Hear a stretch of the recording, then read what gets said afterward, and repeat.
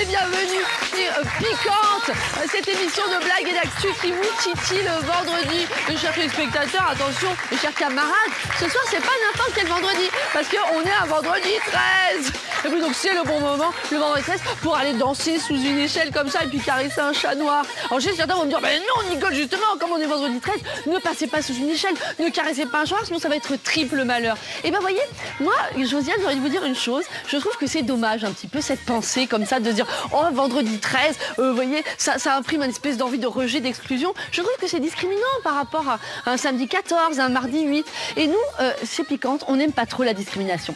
Donc c'est pour ça que moi je suis là aujourd'hui pour dire, bah, on peut s'affranchir un petit peu comme ça de ses croyances et dire, regardez, on peut très bien porter du vert et ça porte pas du tout malheur. D'ailleurs, sinon ça se saurait parce que vous savez, Sandrine Rousseau qui est très souvent habillée en vert, bah, si ça portait malheur, le vert, elle arrêterait pas de se faire harceler et elle...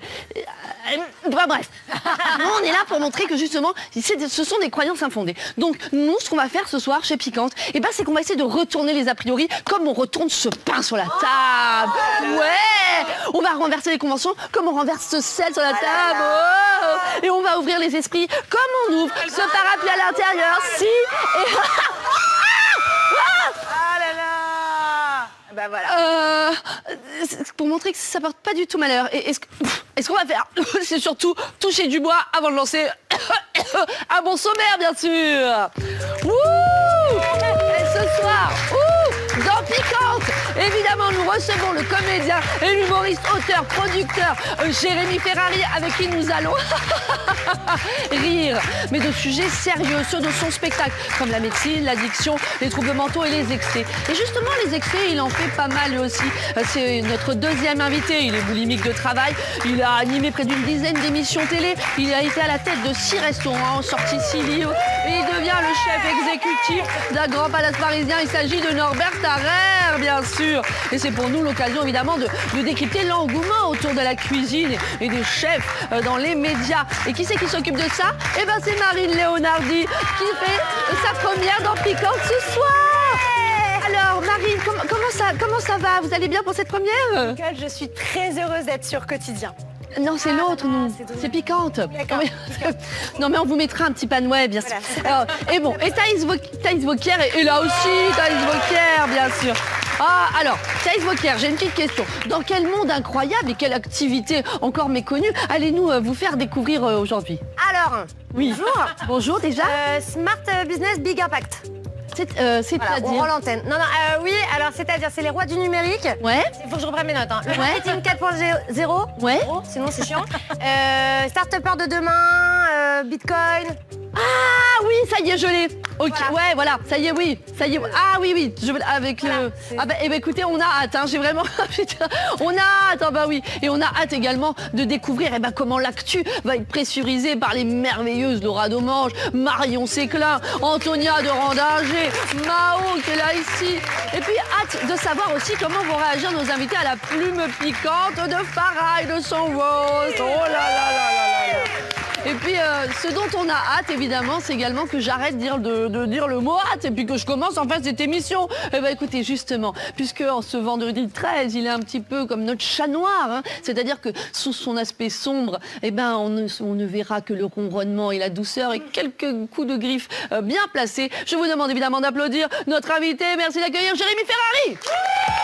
Oh oui!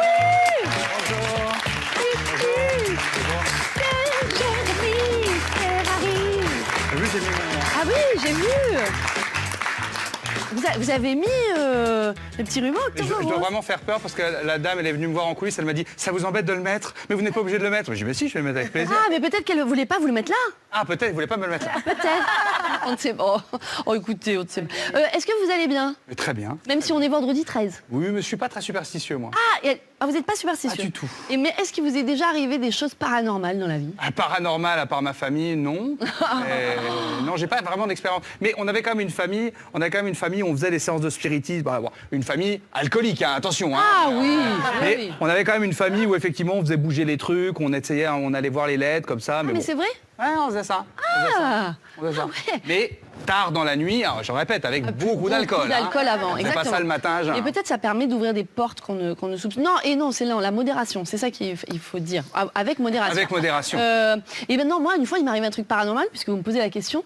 C'est que j'avais fait comme ça, c'était dans l'émission, et j'avais fait une transition qui était à la fois concise et compréhensible. Et là, j'étais là, oh my God, que se passe-t-il? Voilà. C'est un rêve, ça. Ouais. Et je regarderai les replays et je vérifierai quand même. Jérémy Ferrari, vous venez pour nous parler de votre spectacle Anesthésie Générale qui poursuit sa tournée jusqu'à envahir bientôt l'Accor Arena les 9 et 10 mars 2024. Alors, on m'a dit dans l'oreillette que le 9 c'est déjà complet. Ok, le type. Ouh.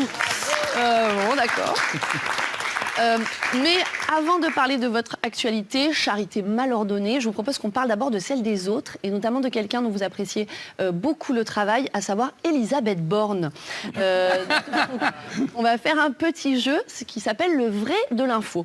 Alors je vous explique, on va vous montrer 4 unes d'actualité, et à vous de nous dire, d'après vous, quelle est la vraie, la seule, l'unique parmi les 4. D'accord ? Attention, c'est parti. Première une. Elisabeth Borne ne comprend pas pourquoi les Français sont si réfractaires au 49.3. Deuxième une. Elisabeth Borne ne comprend pas pourquoi les Français ne la comprennent pas. Troisième. Elisabeth Borne ne comprend pas pourquoi elle ne comprend pas les Français. Et quatrième une. Elisabeth Borne ne comprend pas pourquoi il y a encore des moustiques au mois d'octobre. J'hésite vraiment entre la première et la dernière. Parce qu'elle est vraiment capable, je pense, de nous parler des moustiques en octobre. Et pour tout vous dire, Nicole, j'étais au restaurant tout à l'heure avant de venir vous voir. Avec Elisabeth Borne avec Elisabeth Borne. Non, pas avec Elisabeth Borne, mais je me suis fait piquer par des moustiques. Donc je me dis peut-être que la vie m'a envoyé tout à l'heure des moustiques pour que je puisse, vous voyez ce que je veux dire, réagir correctement. Mais je vais quand même dire la première. Je pense que c'est quand même la première. Eh ben non, c'était pas celle-là, mais c'est bien tenté. C'est les moustiques ? C'était bien tenté. Non, c'est la troisième. C'est Elisabeth Borne ne comprend pas pourquoi elle ne comprend pas les Français. C'était une de Libé qui est assez lunaire, je vous l'accorde. Mais elle a dit ça texto ? Alors, quasiment, oui, quasiment. Elle ne comprend pas pourquoi elle ne comprend pas les Français. Alors, moi, c'est vrai que mon devoir de neutralité impose le fait que, en tout cas, je ne peux pas dire de ce pourquoi elle ne comprend pas les Français, dans le sens où on n'a pas tellement de preuves. On ne peut pas dire... 49.3, il casse des services publics. Voilà, ça, je peux évidemment pas en parler, et notamment parce que j'ai des problèmes de voix en ce moment à cause des changements de température, inaction climatique. Pardon, excusez-moi. Vous, Jérémy, à votre avis, pourquoi Elisabeth Borne ne comprend pas les Français ? Pourquoi elle ne comprend pas qu'elle ne comprend pas ? Ouais. Oui, pardon, plutôt. Mais je pense qu'en fait, je pense que la réponse est dans la question. C'est parce qu'elle ne comprend pas les Français qu'elle ne comprend pas pourquoi les Français ne la comprennent pas. Je vais aller trop vite ? Non, c'est très juste. Je pense qu'en réalité, la réponse est vraiment dans la question. Oui. Je pense. Et est-ce que vous, en revanche, vous comprenez Elisabeth Borne ? Non, mais je comprends pourquoi les Français ne la comprennent pas. Ah, ouais. Bien joué. Bien joué. Bien joué. Mais est-ce que, par exemple, s'il y avait une autre femme en tailleur qui approche, voilà, c'est pas lié à sa façon de s'habiller. Je veux dire, s'il y a une autre femme en tailleur qui vient sur ce plateau, vous serez susceptible de la comprendre. Ah, je pense, oui. Ah, écoutez, ça, ça c'est pas une transition concise, ça, et compréhensible. Pour une fois, voilà. Excusez-moi. Si vous l'aviez pas commenté, elle aurait été concise. Mais comme vous l'avez relevé qu'elle était concise, du coup, elle est plus concise du tout. Mince, c'est vrai, vous n'avez pas tort. Bon, en tout cas, je vous demande évidemment d'accueillir, mesdames et messieurs, notre experte de l'enquête, notre pointu de l'actu, c'est évidemment Laura Domange et son journal Le BF Meuf.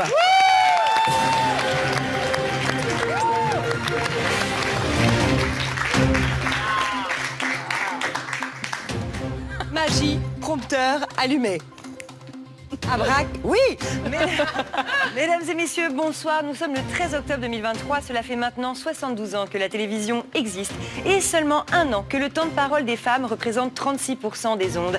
Un pourcentage à l'image de notre dernier bilan de papillomavirus. Pas terrible. Et qui coûte cher. 90 balles non remboursées. Il semblerait que les médias dits mixtes aient oublié le fromage dans leur sandwich à info. Et en 2023, les femmes en auraient marre d'être prises pour des jambons. Célèbre citation de la Micaline. BF Meuf, c'est chaque semaine une chaîne 100% consacrée aux femmes et qui demeure à leur image, c'est-à-dire très mal payée. Parce qu'il n'y a pas que YouTube dans la vie, BF Meuf, c'est avant tout une chaîne d'infos. Tout de suite, l'infouf.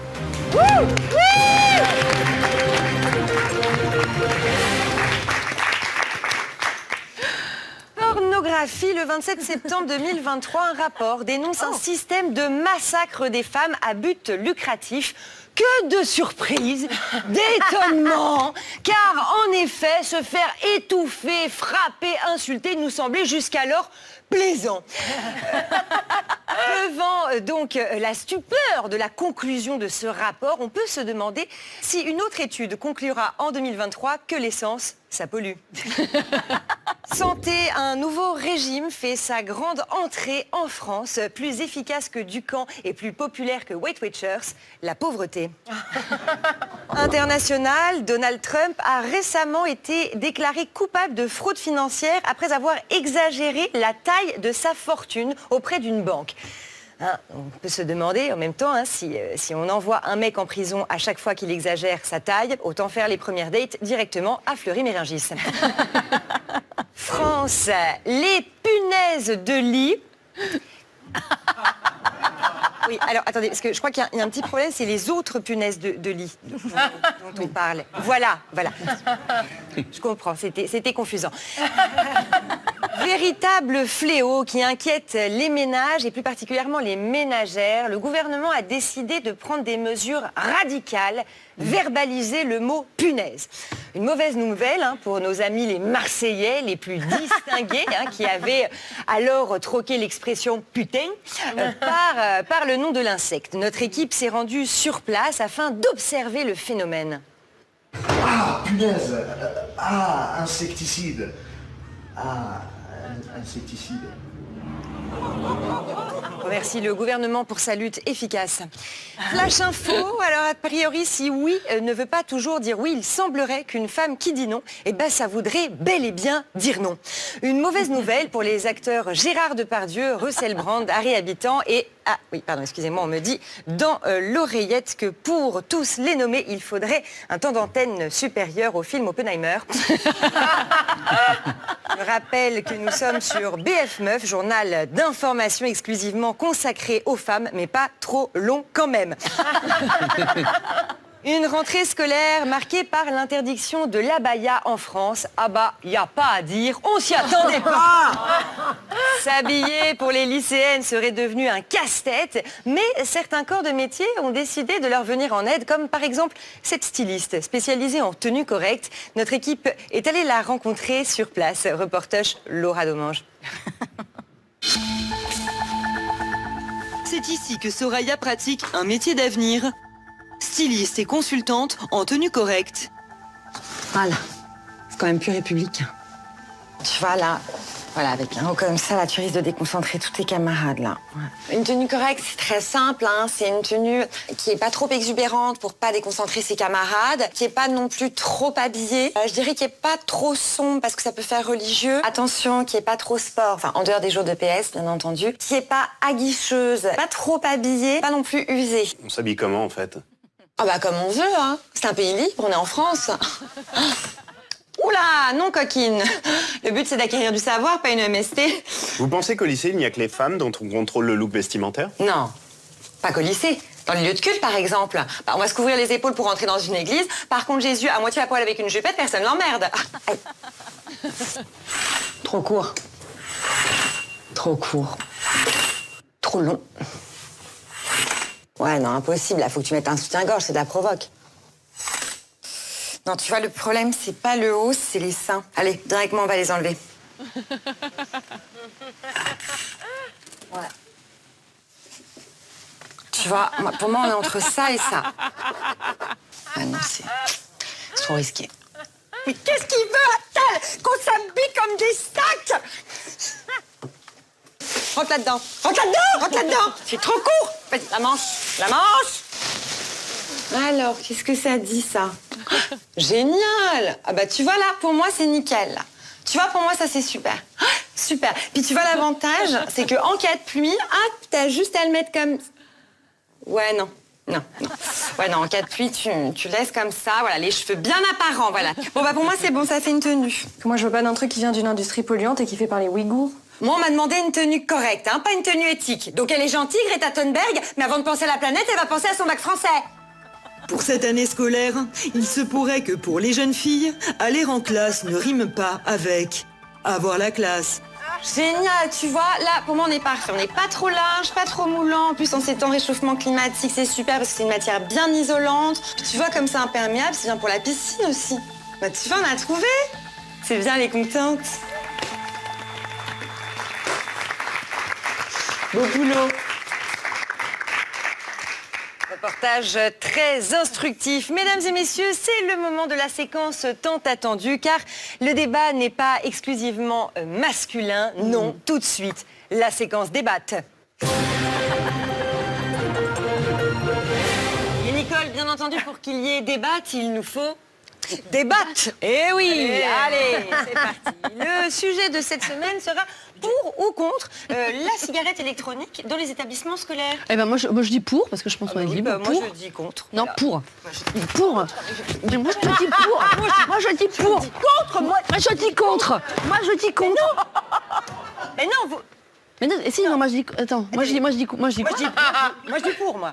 Eh ben non, mais moi c'est ce que j'ai. Alors vous êtes... Attendez, vous êtes pour. Alors, vous êtes attendez, on pour quoi? recommence depuis le début. Ok, vous êtes pour ou contre? Eh ben, ça dépend quoi. Voilà. Pourquoi? Alors, pour, moi je suis pour qu'on interdise la cigarette électronique dans les établissements scolaires. Ah, ben voilà, parce que moi j'étais contre le fait qu'on n'interdise pas. Finalement on est d'accord. Oui. Oh, ben voilà, on est d'accord. Oui. Alors comme quoi dans la vie c'est quand même plus facile de se mettre d'accord entre battes qu'entre bites. Allez, à la semaine prochaine. Oh, et vous restez avec nous, Laura Domange? Ah mais volontiers. Ça va? Mais là j'ai compris. Je sais plus. Ah oui, là-bas. Là-bas. Jérémy Ferrari, vous en cas de dispute, vous êtes plutôt batte ou argument? Plutôt argument, je suis un homme. Allez, allez, bim. Alors déjà c'est une réponse misogyne, mais je vais vous dire c'est surtout une réponse typique d'un mec qui est ceinture noire de judo. Non mais c'est toujours les mecs qui sont ceinture noire de judo. Oui, moi. Je Non, suis en pour plus, les moi, je suis arguments. très argument, vraiment. Moi, j'aime bien qu'on s'assoie, qu'on discute. Je découpe tous les arguments de l'autre, je prends Mais oui. mes arguments, Mais évidemment, on les met en vous êtes contrebalance. ceinture noire de je suis très judo, argument. donc si jamais vous mettez une patate à l'autre, il meurt. Donc ça vous met un genre d'apaisement. Moi, je n'ai pas ça. J'ai des tout petits bras, donc je suis obligée de compter sur des objets. Et sinon, pour de vrai, est-ce que vous êtes déjà battu en dehors du tatami? Oui. Ah, c'est vrai? Qu'est-ce qui s'est passé? C'est comme si elle ne me connaissait pas. À quelle occasion? Non, je vous ai jamais vu vous battre. Non, ben non, je vais pas me battre en bas de chez vous. J'attends que vous soyez loin. Non, mais oui, j'étais jeune, j'ai un tempérament un peu foufou, et j'étais pas celui qui cherchait la bagarre, mais j'ai pu manquer un peu de diplomatie dans ma jeunesse, ce qui n'arrive plus maintenant. Ça fait très longtemps que je me suis pas battu, mais non, si je dois être totalement honnête, je vais pas dire je me suis jamais battu, c'est pas vrai. J'avais un tempérament un peu, voilà, j'étais un petit peu. Et vous êtes du style à... Non, mais en tout cas, vous avez vraiment l'air honnête parce que vous êtes du... Ah, mais je suis complètement honnête. Non, mais donc moi, si par exemple je fais, j'essaie de faire votre bio, a priori je vais y trouver des informations qui sont... vous pouvez mettre bagarre, vous pouvez faire un... Je vais faire un chapitre bagarre. Un petit chapitre bagarre. Malheureusement je ne l'ai pas fait, mais on va quand même voir votre parcours, parce que c'est le moment de la Paula Bio.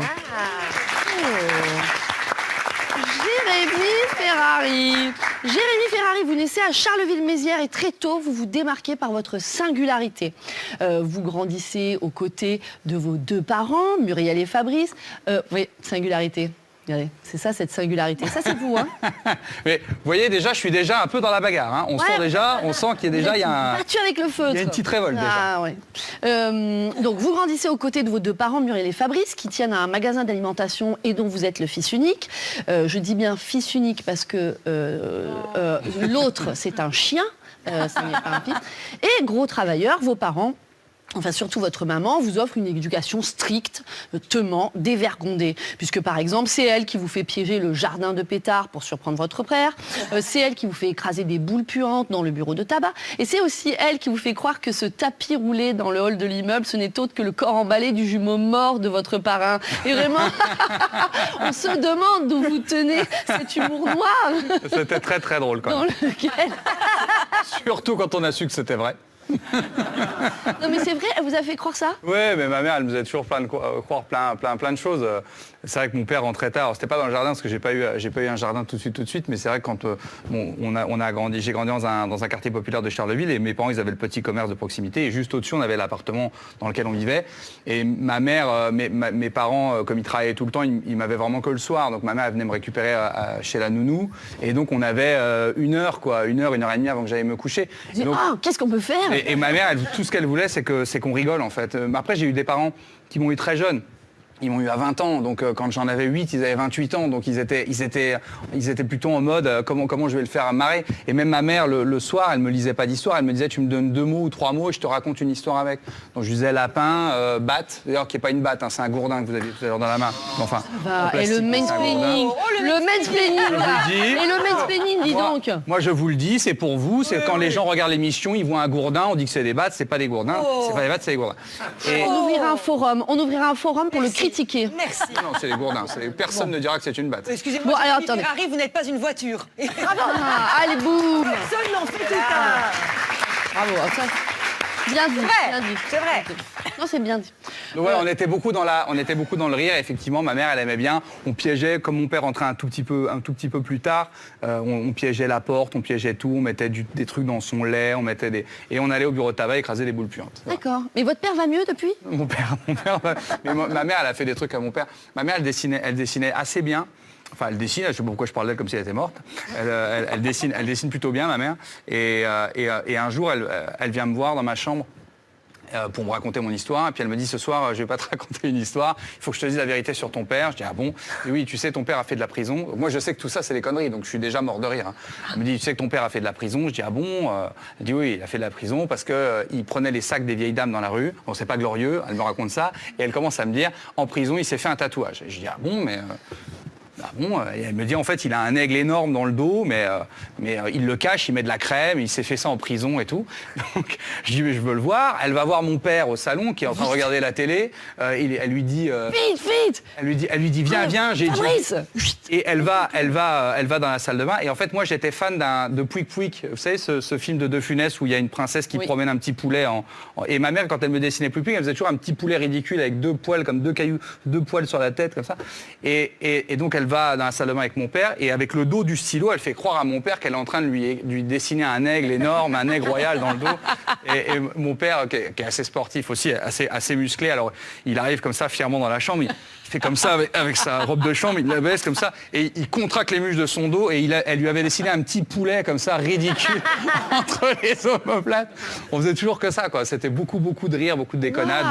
C'est vrai, elle a piégé 2 personnes en même temps, en fait. Ouais. Moi et mon père. Mais on faisait beaucoup de ça, c'était beaucoup de rire. Bravo à Muriel. Bravo Muriel. Bravo. Bon, en tout cas, vous avez hérité du talent de votre mère. Alors, je ne sais pas si elle a eu fait, tous les domaines dans lesquels vous avez excellé, puisque vous avez été aussi très bon. Vous avez fait de l'équitation, du judo, du théâtre. En revanche, vous n'avez pas été très loin dans cette activité. Attendez, comment ça? Celle où il y a les gens sont sous-payés, ils sont la ramène dans la photocopieuse, prof, à l'école. Vous n'avez pas été très bon à l'école que vous arrêtez dès la seconde pour aller faire du théâtre. Et oui, parce que vous voulez vous consacrer à l'Arcillière. Oh, bien joué.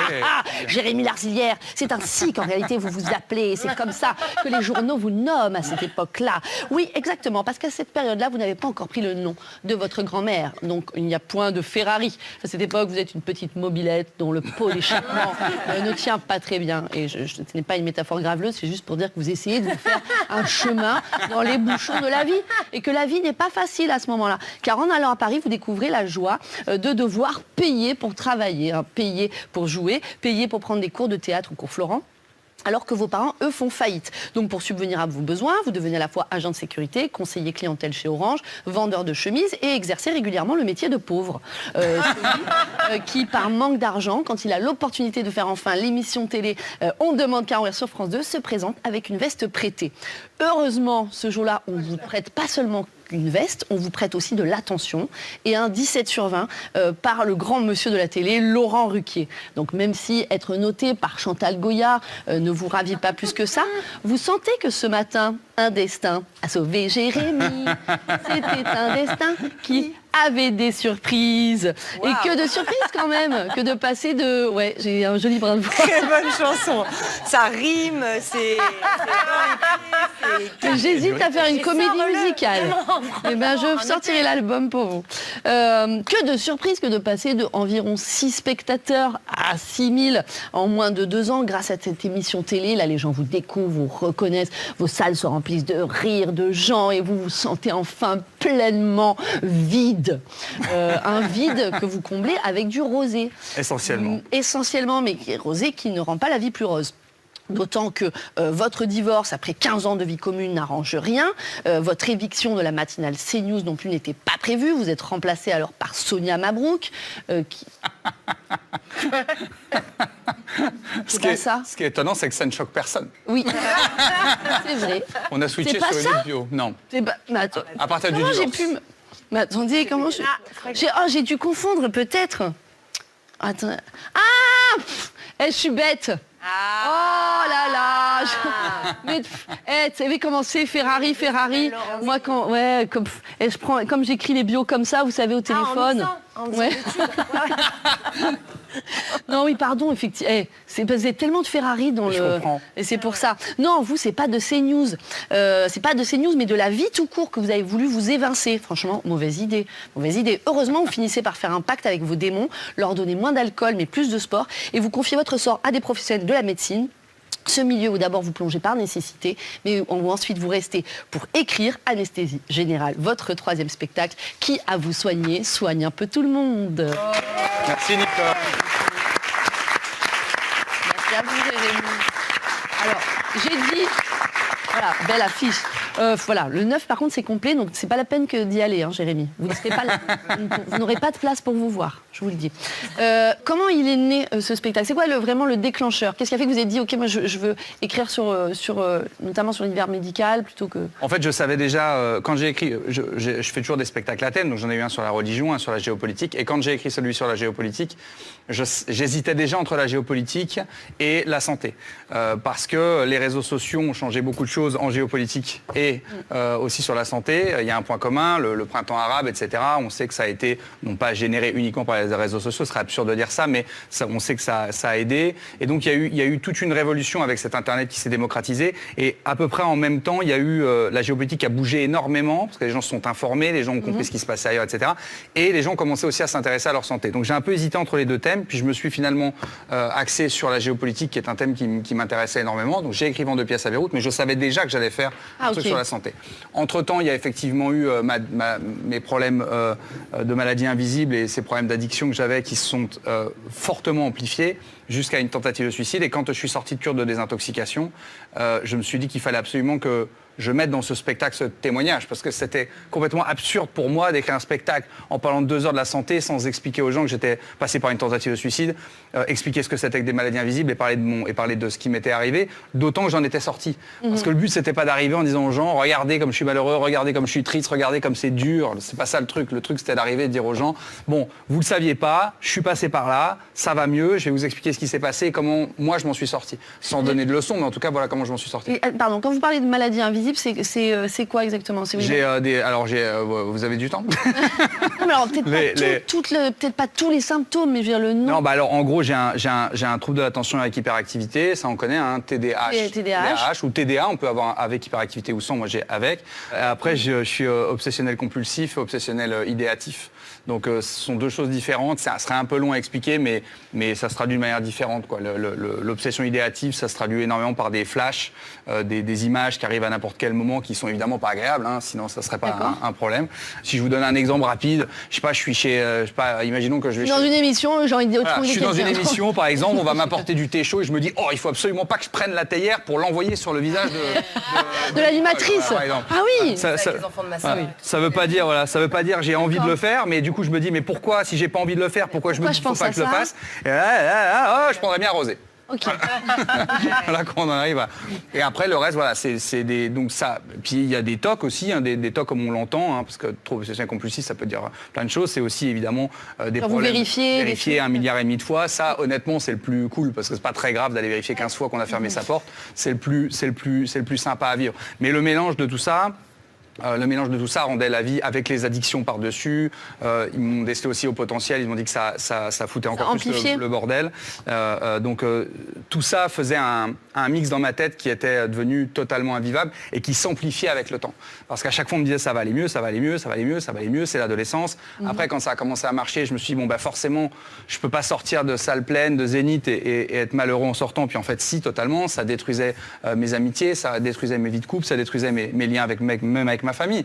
En fait, la vie était devenue vraiment insupportable. Je ne me supportais plus. Okay. Je ne supportais plus rien. Et donc, c'était pas possible. La notoriété venait pas, on va dire, compenser un mal qu'il peut y avoir, en fait, au contraire. Et c'était pas non plus à cause de la notoriété, parce qu'évidemment, il y a plein de gens qui se sont dit, en fait, ils supportent pas le succès, l'argent, tout ça, ils supportent pas, et ça le fait vriller, mais pas du tout. Ça n'a rien à voir. C'est juste que vous supportez très bien l'argent. Je supporte très bien l'argent. C'était surtout que je pensais que ça allait combler quelque chose que ça n'a pas comblé. Donc quand vous réalisez vos rêves, en plus jeune, j'ai eu la chance de les réaliser jeunes, ces rêves. Quand vous réalisez vos rêves et que quand vous éteignez la lampe de chevet, c'est un vide effrayant dans votre tête, bah vous dites qu'est-ce que j'ai comme solution? Vous allez voir des médecins, vous dites vous n'avez rien, et la vie vous a donné tout ce que vous vouliez. Alors pourquoi être malheureux? Et donc c'est comme ça que vous sombrez. C'est pour ça que j'ai voulu aussi parler de ces maladies invisibles, parce que les maladies invisibles c'est compliqué pour les gens, parce que vous expliquez, si je vous explique ce qui m'arrive quotidiennement, vous allez certainement me dire ah mais moi j'ai déjà vécu ça. Et oui, vous avez déjà vécu ça. Ce qui en fait une maladie, c'est l'intensité, la fréquence et la manière dont vous réagissez à ça. Mais les maladies invisibles souvent sont des... Je veux dire, même vérifier sa porte, ça peut arriver à tout le monde d'aller 4 fois vérifier sa porte. Mais quand c'est quotidiennement sur chaque porte, et si vous avez beaucoup de portes... Oui, et ce qui est votre cas. Ce qui est mon cas, parce que comme vous supportez très bien l'argent, vous devez avoir plein de portes, vous achetez des portes, même, vous n'avez même pas de pièces.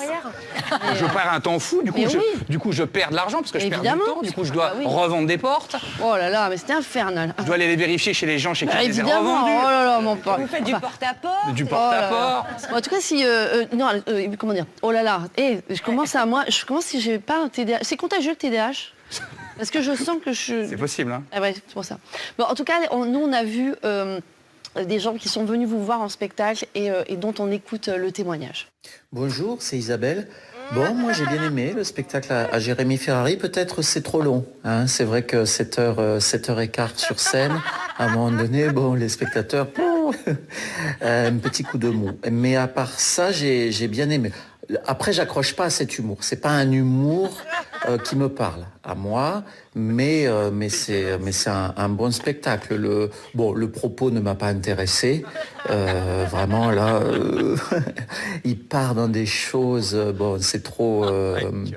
Mais en fait, je réalise, j'ai pas aimé son spectacle, j'ai pas aimé du tout. Arnaud Samer, voilà, ça j'ai aimé, c'est sincère, c'est émouvant, il parle avec le cœur, il est voilà. Et d'ailleurs, à Arnaud Samer, il y a son DVD qui sort là, je vais me précipiter dessus pour les fêtes. Bravo. On remercie Isabelle, fan d'Arnaud de Samer, qui est évidemment Arnaud de Samer lui-même. On vous a bien piégé. Et le bout que je me suis douté, je me suis dit non. Eh ben si, c'est lui. Arnaud de Samer que vous produisez, parce que vous êtes également producteur. Oui, c'est récent. Arnaud, c'est récent. Et je me suis permis du coup de court-circuiter votre promo avec la sienne, parce que comme vous le produisez, je me suis dit du coup s'il vend des places à votre place, ça sera quand même un peu votre pognon. Un peu pour moi quand même. Exactement. Justement, qu'est-ce qui fait que vous aimez produire déjà je vais dire qui vous produisez. Vous produisez Laura Lone, vous produisez Arnaud de Samer, vous produisez Guillaume Batz. Ce sont, je crois, vos amis aussi. Est-ce que vous avez besoin d'être ami avec les personnes que vous produisez? Est-ce que l'amitié est un ingrédient principal de votre travail? Oui, alors parfois ils deviennent des amis. Parfois, ça dépend. Notre regretté Guillaume, lui par exemple, c'est lui qui est venu me voir. Il voulait au départ juste qu'on écrive un sketch pour On ne demande qu'à en rire. Moi je me disais, ça sert à... je vais pas juste écrire un sketch pour toi et pas ton spectacle. Vous n'avez pas osé lui dire un non? Parce que je lui ai dit non. Ah, c'est vrai? Alors là, Guillaume, le pire c'est que je lui ai dit non. Je ne l'ai pas produit tout de suite. Guillaume, après il a eu un autre producteur. Ensuite, il était tout seul, donc là je l'ai repris. Arnaud, c'est pour le coup, c'est mon ami. Ça faisait longtemps que je disais, mais viens chez moi, tu te fais produire par d'autres gens, c'est un peu bête, viens chez moi. Laura, ça a été professionnel et après on est devenus plus amis, mais au départ c'était professionnel. Là j'ai plusieurs autres artistes. Disons que la démarche, elle est souvent changeante. Mais ça devient finalement tous un peu mes amis quand même, parce que c'est des métiers quand même où on est très très proches, on vit des choses très intenses, des choses super, puis des choses dures, parce que parfois c'est difficile. Parfois il y a le Covid qui annule toute une tournée. Parfois il y a le Covid qui annule une tournée. Il y en a qui ont eu ça, toute la tournée des Zéniths était annulée. Ouais. Jérémy, comment il s'appelle l'autre? Il lui est arrivé ça. Dégoûté le gars. Ah, c'est petit, hein. J'ai fait 30 dates, on a lancé la tournée. En plus, j'ai écrit un truc sur la santé. On fait 30 dates. Il y avait toute la première tournée qui était pleine. Et après cette tournée-là, on ouvrait la tournée Zénith. Et on a tout dû décaler. On a décalé 1 an et demi de tournée d'1 an et demi, quoi. Mais bon, vous l'avez fait. On l'a fait. On l'a fait. Et ce qui était génial, c'est que les gens ont gardé leur billet.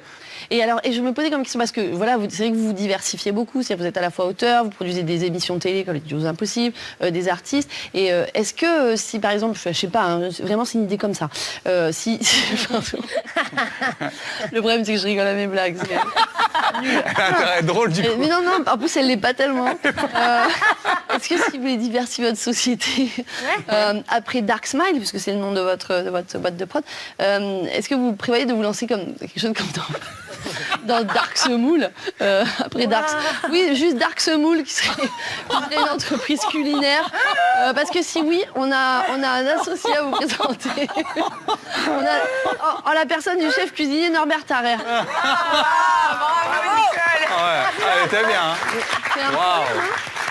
Elle est bien celle-là. Non, elle aurait pu être bien si j'avais tenu le fil. Dark Smile, Dark Moule, si ça, franchement. Mais bon, de toute façon, j'aurai le temps de la repréparer parce que avant l'entrée de Norbert, il y a d'abord le moment de Thaïs Vauquier, bien sûr. Allez.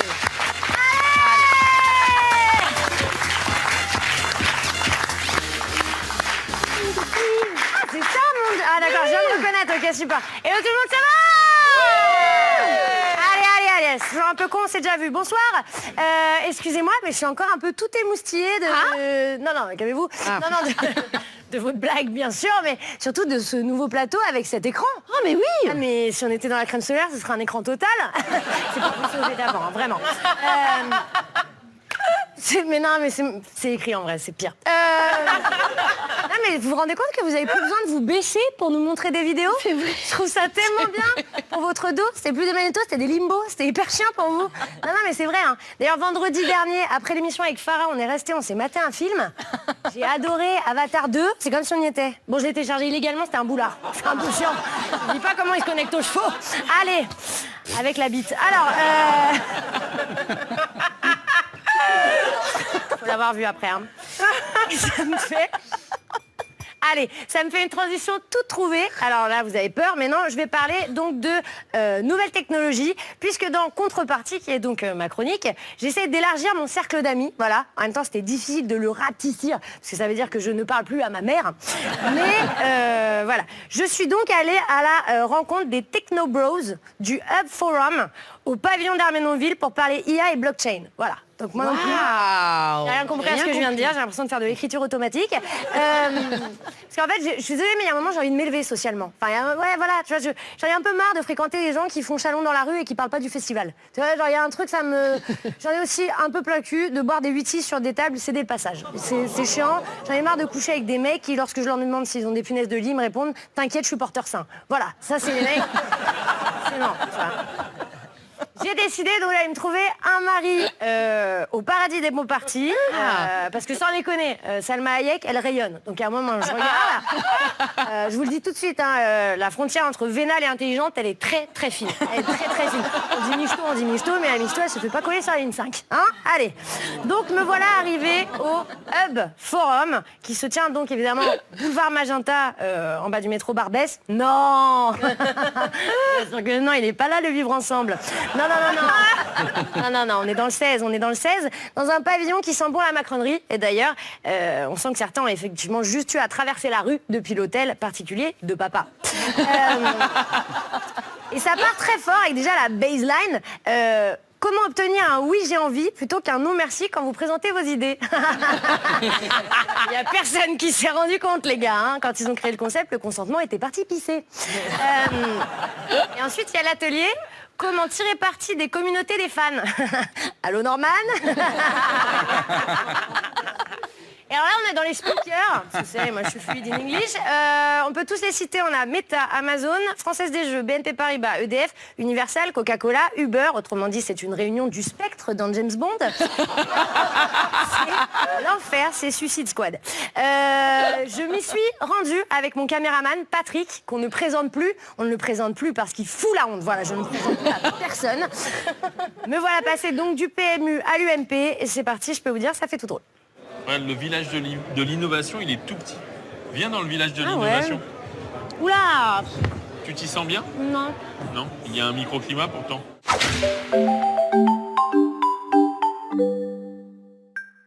Pourquoi ils sont tous en train de travailler en fait? C'est censé être le fun. Pourquoi vous dites que des mots en anglais constamment? Parce que je suis sûre qu'il y a des mots en français. Et pourquoi on n'a pas gardé l'espéranto? Moi, je voyais ça plus grand, Roland Garros. Non, c'est comme ça. Hein. Ouais. Bonjour, enchanté. C'est ici qu'on passe les commandes?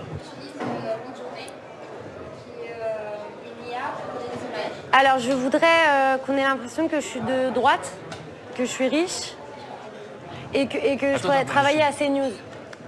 Et un monocle, quoi. Oui, mais on en a mis 2. Ouais. C'est le bingo. Allez. Est-ce que vous faites vos vacances au Cap Ferret? Non, pas trop. Non, ça craint. Ça craint le Cap Ferret. Est-ce que vous avez un MBA? Putain, la vache. Est-ce que vous avez développé une app? Est-ce que vous avez déplié une nappe? J'aime beaucoup les arts de la table. Cet été, t'as passé une semaine sur un bateau? Ouais. Ah! Ok, déjà, c'est bien. T'as voté Macron? J'ai voté Blanc. Ah! Michel Blanc. Ouais. C'est comme de la bière, mais Mais c'est de la bière, non? Ouais, mais de droite. Ah, c'est de la bière de droite. Ouais. Comme mot, on a mis comme mot-clé, on avait mis SDF. Je crois pas. Ah bon? Non. Le digital transforme le monde? Je pense qu'il peut transformer le monde, ouais. Genre, par exemple, la du bien photo et du moins bien. en IA, là, où tu peux être Jack Sparrow, tu penses que c'est un truc qui va peut-être aider pour la guerre en Ukraine? Ouais. C'est Jean-Jacques Sparrow, là, plutôt. Est-ce que vous considérez comme des mâles alpha? Non. Encore, Je suis en école de communication, je suis entouré de filles, je peux pas dire que je suis un... Ah, c'est pour ça. Oh, la chance. Alors que dans quelques années, vous êtes riche, vous? En amour à donner, oui. Waouh. Jovule. Ah bon, tu vois, moi, je trouve que... Après les étrangers, oui et non. La Marie-Jeanne, tu vois, Marie-Jeanne. à un moment, c'est vraiment ce Vous qui y allez va... tout de même pas, non, déconner.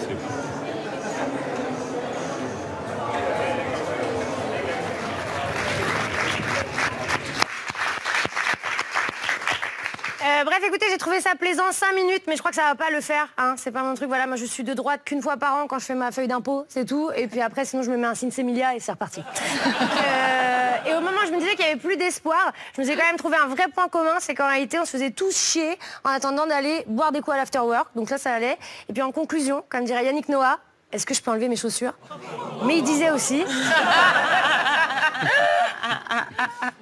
On est un peu tous citoyens du monde, voilà, sauf que eux, ils ont un bateau, et ça aide, voilà. En plus, moi, je suis plutôt mal de mer que mal alpha, donc je vais laisser voguer vers d'autres horizons, et j'ai bien senti que dans la blockchain, je suis le maillon faible. Mais dans notre chaîne à nous, vous êtes un maillon fort. Jérémy Ferrari, vous, des fois, vous faites avoir comme ça par les intelligences artificielles, stratégie marketing. Est-ce que vous êtes du style à acheter des choses stupides pour lesquelles après vous demandez pourquoi vous l'avez acheté, tout ça parce que la com a bien marché sur vous? Non, pas trop. Mais en revanche, sincèrement, non, pas trop. Mais j'achète pas grand-chose. Hein. Franchement, j'achète pas énormément. Mais pas le temps, en fait. Je suis pas un mec qui consomme beaucoup. Donc non, parce que Maman, elle regarde. Vous avez eu un coup d'œil. Mais parce que... Mais c'est trop rigolo, vous avez fait.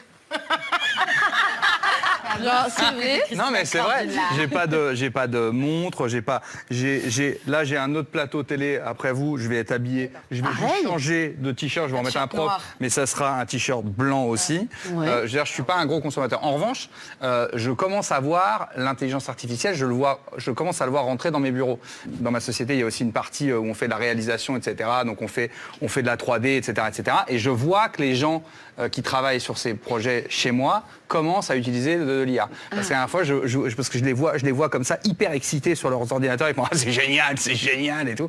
Et donc, à la fois, je disais « Qu'est-ce qui est génial ?» Ils font l'IA. Et en fait, l'IA leur permet de gagner énormément de temps. Et moi, je leur dis toujours « Mais continue de développer parce qu'un jour, grâce à ça, je n'aurai plus besoin de toi du tout. » Et oui. Le problème de l'intelligence artificielle et du marketing en général, c'est qu'on a l'impression qu'il faut tout promoiser. Vous voyez, voilà, l'intelligence artificielle, elle fait mieux que la réalité. C'est comme si moi, il y a un invité qui arrive, le deuxième invité il arrive, et je suis obligée de le promouvoir, le surpromouvoir, et de faire comme si c'était une publicité, et de dire, oh, regardez comme il est robuste. Si je fais ça, qu'est-ce qu'elles vont penser, les téléspectatrices? Elles vont penser que c'est bien? Eh ben oui, elles vont penser que c'est bien. Alors c'est ce que je vais faire. Il est robuste, raffiné. Il sait manier le couteau et le rouleau. Ses gestes sont précis et sa découpe est minutieuse. Avec lui, même les légumes les plus anciens, vous allez les aimer. En papillote, en cocotte ou dans un four très très haute. Il sera le chef de vos papilles. Merci d'applaudir l'exceptionnel Norbert Tarrer. Oh là là. Pas trop fort, hein? Oh, je suis heureux de te rencontrer. Ça va, Jaël? Hello, comment ça va? Norbert Tarrer. Vous allez bien? Bonjour, mesdames. Ça va? Ah là là. Comment ça va? Moi, j'ai toujours peur quand on me fait comme ça, parce que vous êtes quand même plus robuste que moi. Je me dis, il me fait comme ça, bam, ça se Avec peut. douceur. Avec douceur, très bien. Et je voulais vous dire tout comme lui. Ah. Des TDAH, tout ça, des TOC, tout ça, les mêmes. Mais vous allez voir, vous avez plein de points communs tous les deux. Si ce n'est que je ne sais pas si, Jérémy Ferrari, si vous aimez cuisiner les légumes anciens. Le rutabaga. Pas tous les jours. Le rutabaga? Le rutabaga, je ne crois pas en avoir même mangé. Le topinambour? Le topinambour, ça j'ai déjà mangé ça. Ah. Et vous aimez vous d'ailleurs? En fait, je dis ça, mais j'en sais rien. Topinambour, Krone, tout. Krone. Tout ce qui fait péter, j'adore. Je connais pas Krone. C'est quoi Krone? Ça ressemble à un petit verre de terre. Ah oui! Ah oui, non, mais je confonds avec le curcuma. Curcuma, c'est le curcuma, ça ressemble au gingembre, mais c'est tout orange. D'accord. Et ça colore. D'accord. Voilà.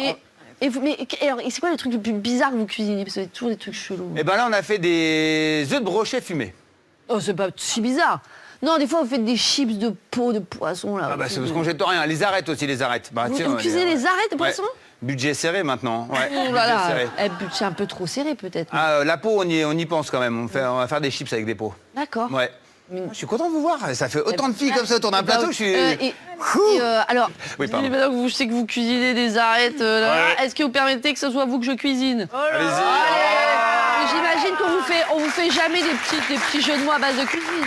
Jamais. On fait que ça en cuisine. Non, jamais on fait des petits jeux de mots à base de cuisine. pas la rate au courbouillon. Voilà. Et écoutez, moi je vais pas m'amuser sur votre gueule en amuse-gueule, mais je vais montrer que votre personne sont comme vos plats de résistance. Attention, c'est parti. Norbert Tarrer, votre portrait. Norbert Tarrer, quand on regarde votre destin, on voit qu'il est un petit peu comme une calzone, c'est-à-dire fourré de surprises qu'on ne suppose pas. On pourrait qu'on se demande si c'est vrai. Et ce sera donc un portrait. Est-ce que c'est vrai? Puisque né de l'union d'une charcutière et d'un poissonnier, vous êtes très tôt passionné par les marchés, au point que le soir, vous vous planquez dans la Volkswagen LT35 de votre papa avec votre couette, votre doudou, pour espérer aller le lendemain à votre Euro Disney à vous, à savoir le marché de Rungis. Exactement, c'est vrai. Ah, c'est vrai. Alors bien sûr, le marché de Rungis, ses étals, ses produits que vous maniez à la perfection. Au final, vous aussi, puisqu'aux côtés de votre père, c'est vous qui ensuite assurez le poste coquillage et crustacés. Mais un peu comme eux, un jour, vous vous sentirez sur la plage abandonnée, mais sans la plage, puisque vos parents divorcent et que vous migrez à Argenteuil, où votre mère vous élève seule. Et comme au collège, vous êtes un peu isolé, un peu timide, vous usez des deux seuls moyens que vous avez pour tisser des liens avec les autres, à savoir le foot et la mythomanie. Exactement. Et notamment, par exemple, vous planquez plusieurs semaines dans une cabane et vous enduisez d'autobronzant pour faire croire que vous êtes parti en Guadeloupe. Est-ce que c'est vrai? Ah, c'est vrai. C'est vrai. Voilà. Et c'est pour ça que je fais un truc. Comme quoi, j'assume tout. Hein. Tout à fait. Alors, mais sauf qu'on se dit, mais pourquoi faire? Pourquoi faire? Non, imaginez ça, alors que vous aviez déjà un pays merveilleux et un voyage qui vous attendait, celui de la bonne nourriture. Et heureusement, à ce moment-là, c'est Gérard Bichon. Gérard Bichon, de son nom, charcutier, qui prend sous son aile le branleur que vous êtes. Et quand je dis branleur, quand il dit branleur, c'est pas que des mots. Puisque vous ratez votre CAP pour être resté au pieu avec votre copine. C'est vrai, donc. C'est vrai. Oh, c'est un renseignement généraux ici. Ah là là. Et elle est là ce soir. Et et vous allez refaire ce... Non, et heureusement, tout ça ne vous empêchera pas d'aller sur un coup de tête ou un coup de fromage de tête, dans votre cas, à Londres. Et après avoir erré dans la rue, un organisme pour l'immigration vous trouve un poste chez le chef triplement étoilé Nico Ladenis. Oui. C'est vrai. Oui. Chez lui, vous passez de la plonge à être cuisinier, à commis, puis second. Ouais. Mais le problème, c'est que votre statut anglais n'est pas reconnu en France. Or, quelle est la meilleure solution quand on a un problème chez Norbert? On ment. La mythomanie, bien sûr. Eh oui, vous suivez bien votre vie. Donc, à 20 ans, qu'est-ce que vous faites? Vous falsifiez votre CV, vous ajoutez au pif des noms de grands restos que vous avez lus dans le guide Michelin. Ouais. C'est vrai? Ouais. Et ça marche. Le chef Bernard Loiseau vous embauche et vous garde parce qu'il vous aime bien. Et il sera donc le premier d'une longue liste de chefs étoilés. Puisque dans votre carrière, vous cumulez 14 étoiles au guide Michelin. C'est vrai, ça aussi? Oui. Et puis, finalement, étoile ou star, c'est vous qui le deviendrez aux yeux des Français le jour où vous devenez le candidat préféré de cette émission Top Chef et où vous êtes le plus talentueux au point que vous gagnez pas du tout. Ouais. Vous allez La loose. pas en finale. Non, vous ne gagnez pas le prix, mais vous gagnez le cœur des Français. Et depuis, c'est fini, le petit gars qui ment dans son coin pour être accepté, car depuis, vous êtes un chef cuisinier reconnu, vous êtes un animateur aimé, un père comblé, un chef d'entreprise accompli, et puis vous êtes surtout le fervent défenseur de la bonne cuisine et de l'accomplissement de ses rêves. Oui, de tout ça, vous êtes le chef, et ça, on le sait, c'est vrai. Oh, bravo Nicole. Oh là là. Mais je vous avoue que quand j'ai eu les infos, il y a des fois je me disais non, est-ce que c'est vrai quand même? C'est vrai. Est-ce qu'on peut rater un CAP pour rester au pieu avec une demoiselle? Ah, quand tu galères avec les filles, franchement, quand t'as une occasion, tu la loupes pas. Ah waouh. Franchement, excusez-moi, peut-être pas c'est pas l'actualité, mais Vaut mieux à louper le l'époque, CAP Norbert, charcutier, en boîte de nuit, t'assures pas grand-chose, quoi. Ah ouais. Ah, donc, ouais. ouais. Quel romantique. Bah, je ne le suis pas d'ailleurs, mais bon. On n'avait pas remarqué. Voilà, la délicatesse, c'est pas mon fort, hein, donc. Non, mais par contre, la sincérité, oui. Ah, je suis sincère. Ah, bah, entre mon BEP et ma première fois, franchement, j'ai choisi. Hein. Ah, mais parce que c'était la première fois. À 24 ans? Non, 18 ans, arrête, 18 ans. Bah Norbert, c'est dur à porter une tasse de rousseur. J'avais pas compris que c'était la première fois. Non.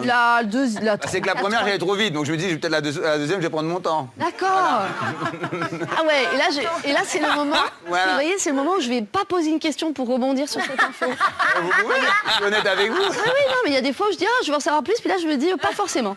Alors, Norbert Tarrer, on va surtout parler du bon goût qu'a eu le restaurant Le Prince de Galles, puisqu'on parle rapidement de vous recruter en tant que chef. Pardon. Pour de vrai, j'avais une question sur votre aventure Top Chef. Est-ce que vous croyez que le fait d'avoir perdu, de ne pas avoir été vainqueur, ça vous a en fait été profitable au final? Alors j'y ai pas du tout pensé, parce qu'à l'époque j'étais dans des ennuis financiers, donc je devais beaucoup d'argent à la banque. Je vais te dire, j'ai pas du tout pensé. Je pense que même si j'avais gagné Top Chef financièrement, j'aurais pas pu rembourser ce que je devais à la banque. D'accord. Donc je pensais pas à ça du tout. Je pensais pas du tout à ça. Mais est-ce que maintenant vous pouvez y penser? Non, je pense pas du tout à ça. Non, mais je veux dire, est-ce que... Moi, je suis pas du tout comme Jérémy. Moi, je veux qu'on m'offre des chemises, des fringues. Non, mais je veux dire, ma question, c'est est-ce que maintenant vous vous dites, en fait, je pense que le fait de ne pas avoir été gagnant, c'est ce qui fait que, par exemple, les Français m'ont le plus non, aimé. j'aurais préféré gagner. Je suis un winner. Ah bah non, je suis un winner. Ah ouais, vous auriez aimé gagner. Ah bah oui. Oui, d'accord. Mais vous pensez pas que, par exemple, si vous aviez été gagnant, les gens vous auraient moins aimé? Il ne répondra pas à cette question. Il ne répondra pas à cette question. Je n'ai jamais de regrets dans la vie. Alors, je vais vous dire pourquoi je vous dis ça. Je vous dis ça parce que la semaine dernière, on reçoit Camélia Jordana. Oui. Camélia Quel est le rapport avec le Schmilblick? Attendez.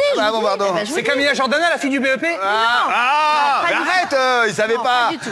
Camélia Jordana, comme vous, elle devient très connue alors qu'elle ne gagne pas la nouvelle star. Elle va même pas en finale comme vous. Elle est troisième comme vous. Donc je me dis, est-ce que vous seriez pas un petit peu la Camélia Jordana des fourneaux, ou est-ce que vous pensez que c'est elle qui est la Norbert Tarrer? En fait, je vais le prendre comment? En fait, t'es en train de dire à tout le monde, soyez des losers, vous allez gagner votre vie, quoi. C'est ça, en fait. Vous dites aux gens, soyez des losers, vous allez gagner. Mais j'ai les boules, même encore aujourd'hui, tout le monde pense que j'ai gagné Top Chef, mais j'ai pas gagné Top Chef. D'accord, je vais parler de trucs plus positifs. Arrête. Alors, vous avez cumulé 14 étoiles au guide Elle est en train de Michelin. dire à tout le monde, soyez des losers, vous allez voir, c'est génial. Non, mais c'est pas ça. Mais c'est que c'est pas Laura. ça. Non, Norbert. Laura. Non, J'ai les boules de ne pas avoir gagné, vous voulez savoir, j'ai la vérité. C'est pas très bien. calmez-vous. Mais justement, ça montre que, on n'est pas obligé de gagner pour réussir. C'est ça que vous voulez montrer. Moi, j'ai 4 enfants, je peux pas laisser dire ça. Moi, je trouve que cette émission prend une tournure très très drôle. Mais voilà, non mais loupez votre bac, vous allez réussir votre vie. Attends, je suis en train de dire à mes gosses, bossez. Et si vous nous rejoignez, bon, sachez que voilà, bon, l'échec a sa place dans la vie, pas dans la vie de Norbert. Et il a combien de sociétés, Jérémy? Eh ben, il en a comme vous, 6. J'en sais rien, combien vous en avez? Combien vous en avez? À peu près, vous en avez à peu près ça. Voilà. À la louche. Voilà, grosse louche. Ça se voit à la chemise. Donc vous, elle a 10 ans. Alors, si vous nous rejoignez, sachez que voilà, bon, l'échec a quand même sa place dans la vie. C'est ça que je voulais dire. Pas dans la vie de Norbert, mais voilà, bon, dans la vie, il n'y a pas d'échec. J'aurais voulu gagner. Vous voulez savoir, j'aurais voulu gagner. Non, et vous savez, voilà. J'aurais voulu gagner. Je voulais gagner. N'aurait pas dû. Non, mais c'est comme si tu demandais à un sportif, ça te passe à la troisième. Alors, Nicole. Norbert Tarrer, oui. je l'ai dit, vous cumulez 14 étoiles au guide Michelin. Quelle carrière quand on cumule les... Voilà. Et ça, c'est une bonne question. Et les autres. Donc, vous cumulez des étoiles du fait d'avoir travaillé pour des grands chefs triplement étoilés, oui. Bernard Loiseau, Marc Vera, Mauro Calogreco. Non, Mauro. Mais oui, parce que Mauro vous dites à l'italienne, d'accord. Voilà. Mauro Calogreco. Mais alors, et vous dites justement que vous n'avez pas la capacité de les obtenir vous-même, ces 3 étoiles. Pourquoi vous dites ça? Parce que c'est une rigueur tellement... Parce que vous êtes un loser. Non, je rigole. Non, je rigole. Non, voilà. On m'a dit bien, on va bien te traiter.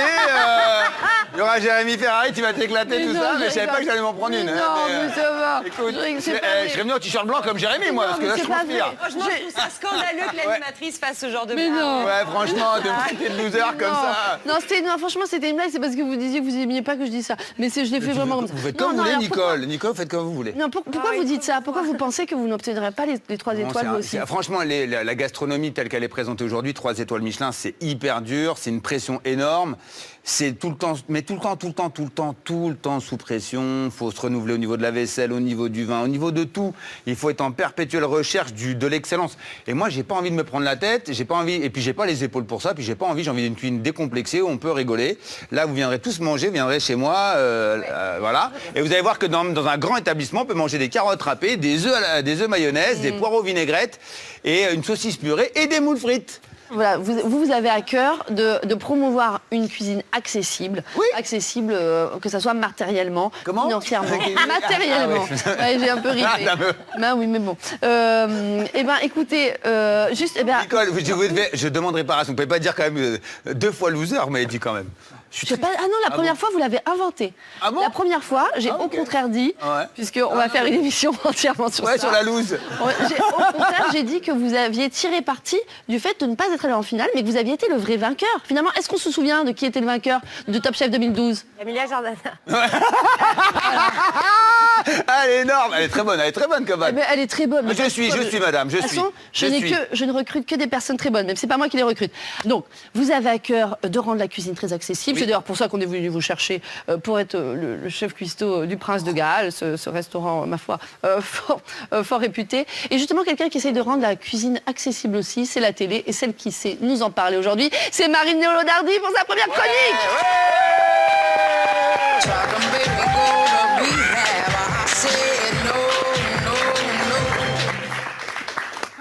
Oh là là. Bonsoir à tous. Alors c'est une première pour moi. Je suis une jeune maman de 2 enfants, donc vraiment merci. Merci Nicole de me donner cette opportunité professionnelle qui me permet évidemment de ne pas avoir à gérer mes enfants le soir.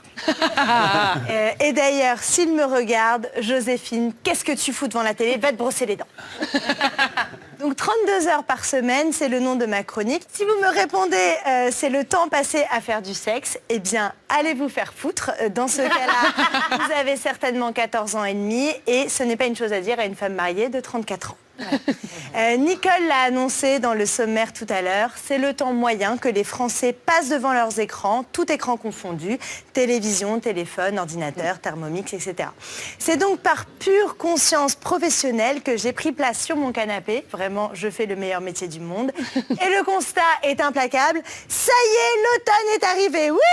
On sort les leggings, les pantoufles à moumoute, les gros pulls Harvard Business School alors qu'on a fait l'ESC Rouen. Une tasse de thé fumant imprimante à la main, je déclare la saison des émissions culinaires ouverte. Ça me donne l'eau à la bouche. Hein. Si ça sent le cochon brûlé, c'est moi. Et oui, cette année encore, on va mater des gens fumer de la Saint-Jacques bio dans des poches de foin hypopressives, alors qu'on a le cul vissé sur son canapé avec un pot de glace macadamia 3 litres sur les genoux. Je prends ma bombe de froid. J'ai mon chocolat qui est à température. Je viens plonger tranquillement dedans. Voilà. Et je fais un premier passage ici où j'enlève l'excédent. Ça a l'air si simple. Ce qu'il y a de frustrant avec les émissions de cuisine, c'est qu'à la fin, tout le monde goûte, sans toi. On dirait un coït entre un homme et une femme, vous vivez la même chose, mais ce n'est pas la même conclusion. Voilà.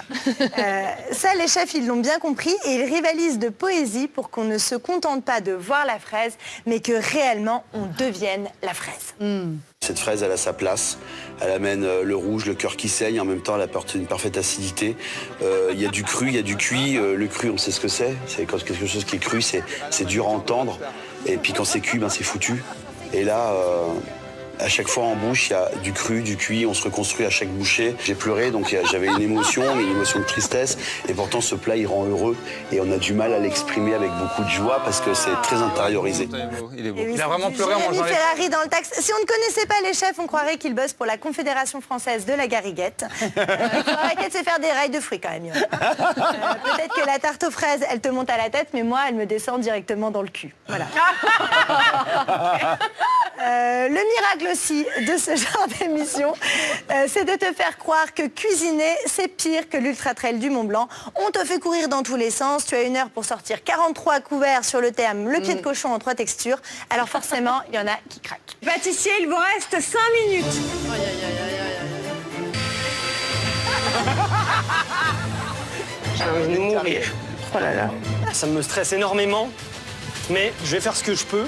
Ça va être très très très tendu. Ah, j'ai pas mis mon estragon. Eh oui, c'est le maxi stress partout. Et les producteurs télé se sont dit, mais comment peut-on faire encore plus compliqué? Je vous parle d'un univers qui est tout petit. Une télé-réalité sur mon ex. C'est pas le meilleur ça. Eh bien pas du tout, un programme culinaire miniature présenté par la sublime Big Bertha avec des épreuves qui ont l'air tout à fait reposantes pour les candidats. Là, je galère un peu, ouais. Oh, je perds mon fouet. Les premiers plats avec plus d'ongles que de crème anglaise. La Big Bertha a l'air d'avoir récupéré quelques talents, mais vous les aviez déjà repérés avant, semble-t-il, Norbert. Exactement. Qu'est-ce que tu fais habillé comme ça? Ah ben moi c'est mon habit de tous les jours. Moi. Ah bon? Je suis une sorcière et petite fille de sorcière. Je vous présente la marmite de la sorcière. Il va apporter de prospérité, joie et bonheur. Et amour. D'habitude, je prends un peu les restes si je vais manger la veille au kebab, s'il me reste de la viande de kebab et tout. Quand tu fais cette pizza, tes voisins ils disent rien? Non? Non, ça va. Je pensais que c'était les égouts. Là, visuellement, ça ressemble à ça. J'ai envie de le manger comme ça. Voilà. Eh bah dites donc Norbert, hein, on vous a pas filé les couteaux les plus aiguisés du tiroir. Vous savez un peu le Pascal, le grand frère de la cuisine. 2 salles, 2 ambiances quand même quand on voit Cédric Grolet qui lui a bien compris que ce qui faisait vendre ses tartelettes, c'est de rajouter une grosse quiche.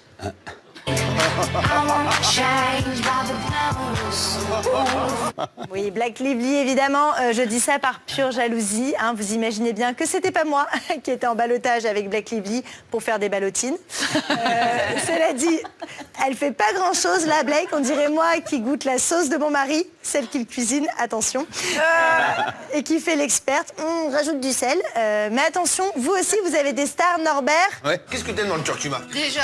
Evangélie. Ouais, je trouve ça trop beau. Parce que là, c'est très ocre. Hein. Ah, j'adore. Et encore, je pourrais en mettre bien plus. Curcuma, c'est curry, cumin, mais c'est ça.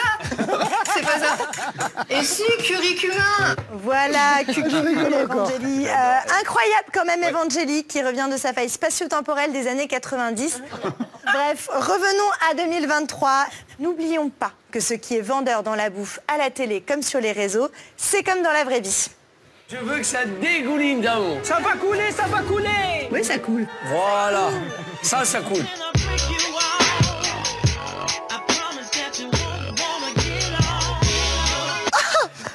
Pardon.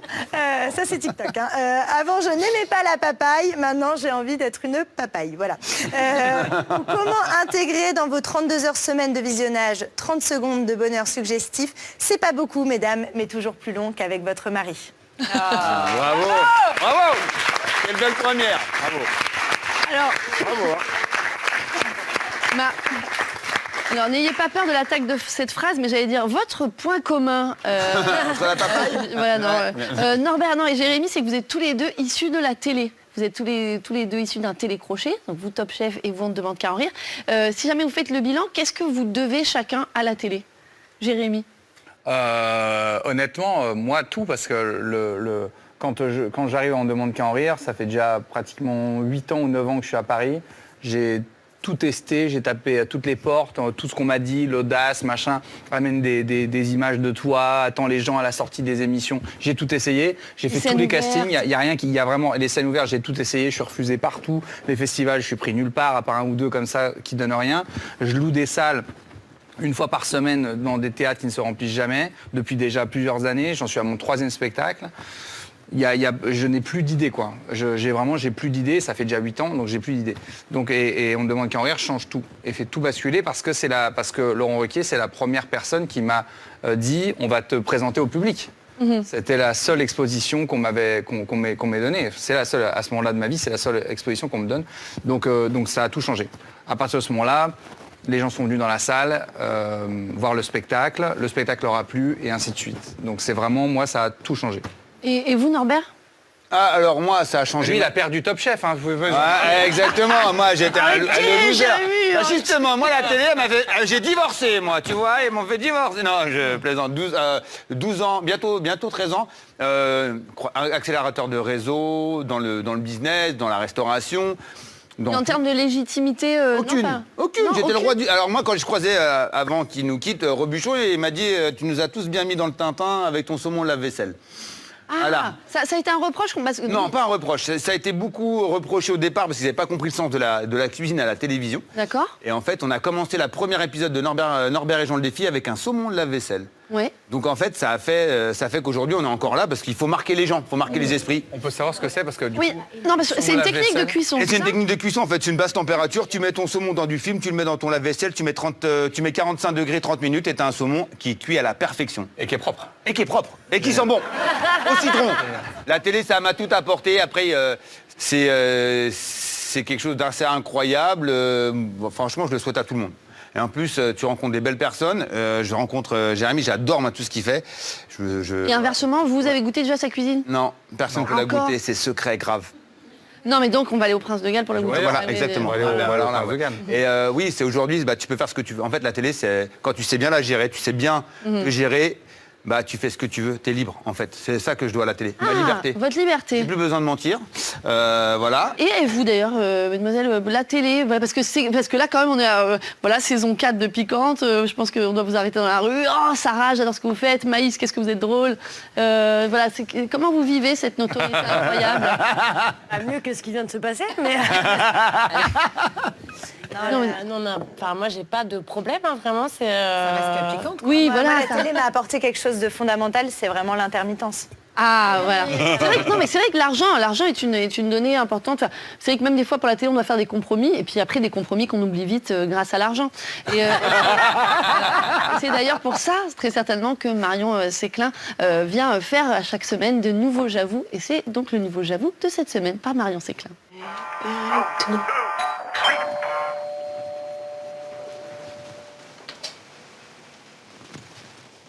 Rendez-vous le 8 mars, signé le lobby féministe. J'avoue, j'aime l'argent. Et j'aime l'argent parce que j'en ai, évidemment. Sinon, je trouverais ça terriblement vulgaire. J'en ai parce que j'en ai gagné. Enfin gagné, pas tout à fait. Disons que je me suis plutôt ouvert la cage thoracique avec un cutter pour livrer tout ce qu'il y a dans mon cœur pour divertir les gens. Et grâce à une productivité exemplaire 7 jours sur 7 aux dépens de ma santé mentale, ainsi qu'un petit bout de ma dignité et mon estime de moi, j'ai perçu de l'argent. J'aime accumuler de l'argent afin d'en avoir toujours plus, pour en avoir beaucoup moins dès le 5 du mois et recommencer le mois suivant jusqu'à mon décès. Ou jusqu'à ma retraite. L'argent est un moyen efficace d'obtenir des choses indispensables comme une pomme, du gin, un frottis. Mais également pour me procurer des centaines de choses inutiles qui ne comblent pourtant jamais le vide dans mon âme. Et recommencer le mois suivant jusqu'à l'effondrement de notre civilisation, ou avec un peu de chance jusqu'à ma retraite. Certains disent que l'argent ne fait pas le bonheur, mais la précarité non plus. Au moins, avec l'argent, on s'amuse tout en se faisant exploiter par le système. Mais alors, comment avoir beaucoup d'argent? Rien de tel que les privilèges.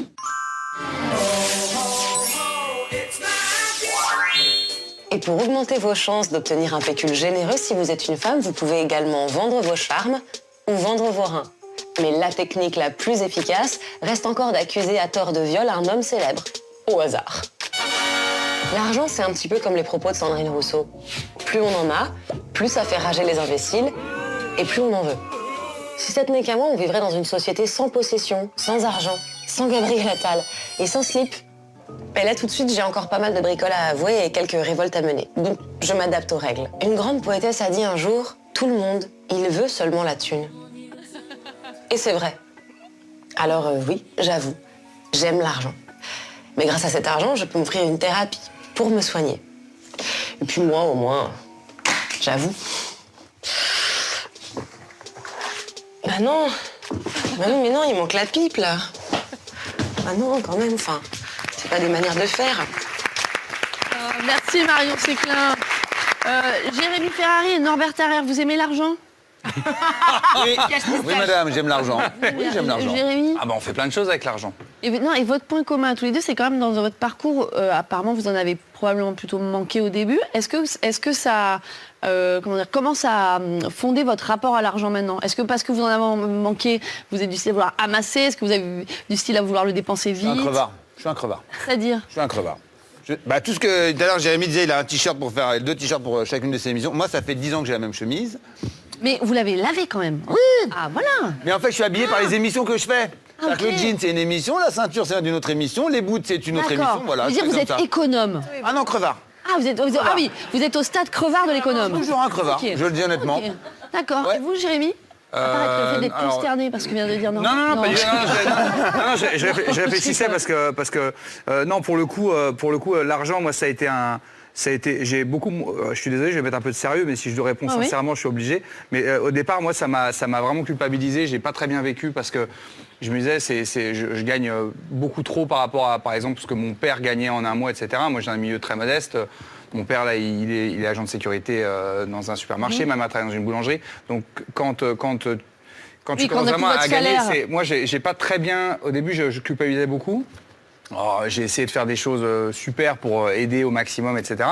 Et je me rappelle, c'est Laurent Ruquier avec qui j'avais une conversation là-dessus. Je lui avais dit, parce que Laurent Ruquier est aussi milieu très modeste, et je lui avais dit comment tu as vécu quand tu gagnais vraiment beaucoup d'argent. Et il m'a dit, je me suis dit que j'allais essayer de faire les choses bien avec mon argent, essayer de faire les choses bien avec ton argent. Et donc c'est aussi ça qui m'a poussé à monter les sociétés, à investir.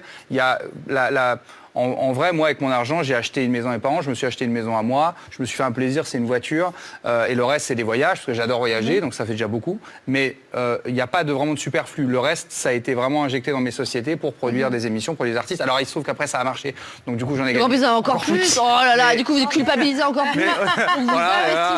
J'ai des enfants, fait comme moi, j'ai fait des enfants. Voilà, non, mais j'essaie vraiment d'investir, de monter des projets, d'investir sur les artistes, de monter des trucs, de payer correctement les gens. J'essaie aussi de faire des prix de place qui sont pas trop élevés. Je me suis pas dit, ah bah tiens, super, je vends plein de places, je vais augmenter de 10 €, je les vendrai quand même.